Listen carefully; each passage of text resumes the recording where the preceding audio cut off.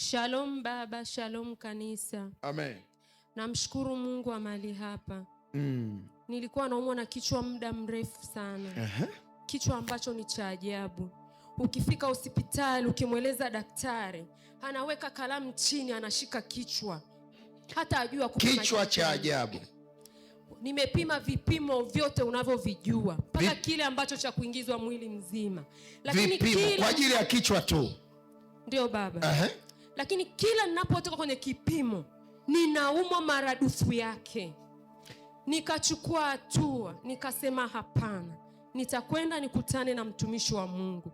Nilipokuja mahali hapa, namshukuru Mungu, alinihudumia na niliondoka nikiwa mzima mpaka hivi leo. Haya mateso ya kichwa, maumivu ya kichwa yamekopa muda gani?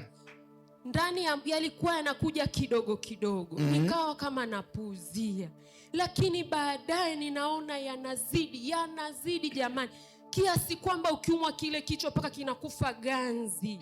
Yaani unasikia ganzi kila mahali, mishipa inakamata kila mahali. Ukaanza kuhudhuria kwenye vipimo? Nikaanza kuhudhuria kwenye vipimo. Hospitali gani? Hospitali ya Kese. Nilienda kwanza St. Jose.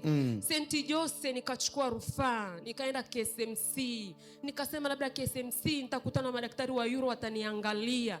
Lakini haikuwa kitu. Ita kwenye vipimo, akapimwa kila kitu, lakini akionekani kitu. Kichwa kinauma na maumivu yanazidi.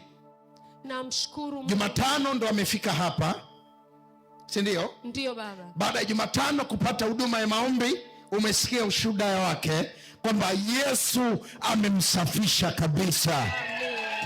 Ameondoa maumivu ya kichwa cha ajabu. Kichwa cha ajabu ambacho kilikuwa kina maumivu, mateso makali. Bwana azidi kukupa furaha. Lakini Bwana akutembelee wewe ambaye unamsubiri Bwana. Katika jina la Yesu sema amen.